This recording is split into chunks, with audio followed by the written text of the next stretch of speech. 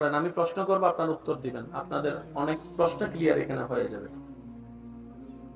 সাপের চোখ আছে? জোরে বলতে হবে।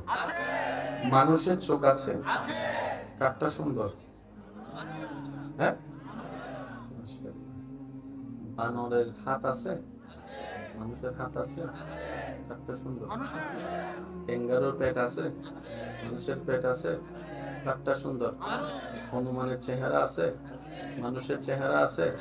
কাঠটা সুন্দর। গরুর ঠোঁট আছে? মানুষের ঠোঁট আছে? কাঠটা সুন্দর। হাতির কান আছে? মানুষের কান আছে? কাঠটা সুন্দর।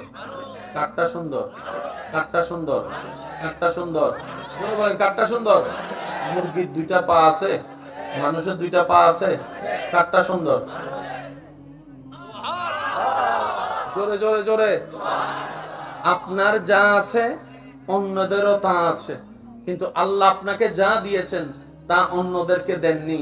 এইভাবে সুন্দর করে আল্লাহ আপনার বডিটাকে সৃষ্টি করেছেন, দেহটাকে সৃষ্টি করেছেন। মনে রাখবেন ভাইয়ারা, সৃষ্টি জগতের সবচেয়ে সুন্দর মানুষ।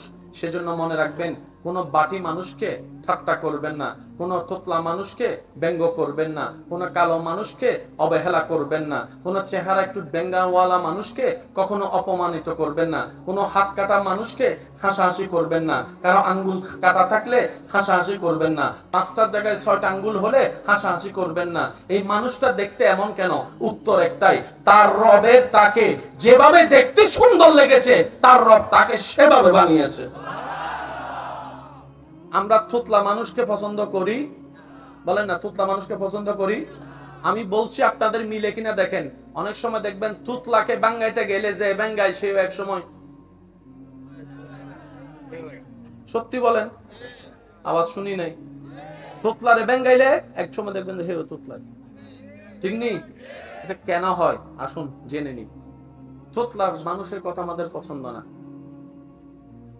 তার একটা ছেলে হইছে, মেয়ে হইছে, মেয়েটা আস্তে আস্তে নতুন নতুন কথা বলা শিখছে, আওয়াজ স্পষ্ট নয়, তুতলা, বাব্বা বাব্বা, বাব্বা আম্মা আম্মা।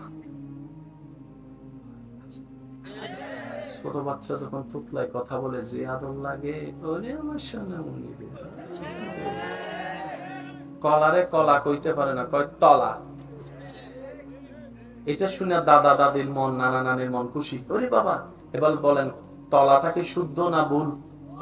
কিন্তু নাতিয়ে যখন ভুল উচ্চারণ করে দাদার মন খুশি। ওরে বাবা, আমার তলা কইছে, তলা কইছে।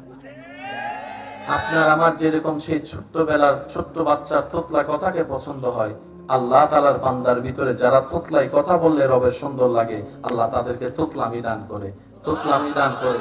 সেজন্য ওই বান্দাকে যখন ব্যঙ্গ করেন তার মনে আঘাত লাগে, এদিকে বান্দার মনে আঘাত লাগে, খবরটা ডাইরেক্ট আরশ পর্যন্ত পৌঁছায় যায়, আরশ পর্যন্ত পৌঁছায় যায়। এবার রব বলে, আমার বান্দারে তোতলামি বানাইছি, তুই নাক গলার কে?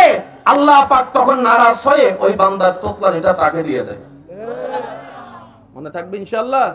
সেজন্য কাউকে নিয়ে কখনো ব্যঙ্গ করবেন না। হে কেমন, তার আল্লাহর তাকে যেমন দেখতে মন চাইছে তার আল্লাহ তাকে তেমন বানিয়েছেন। বলেন না সুবহানাল্লাহ। আজকে থেকে কাউরে আর কালা কইবেন, এসে কথা কই না, কইবেন ল্যাংড়া কইবেন, কানা কইবেন, বয়রা কইবেন, বরং এরকম কাউকে দেখলে শুকরিয়া করবেন, আল্লাহ তুমি আমাকে তোতলা বানাও নাই, তোমার দরবারে শুকরিয়া। এটাই আল্লাহ খুশি হবে। বলেন না সুবহানাল্লাহ।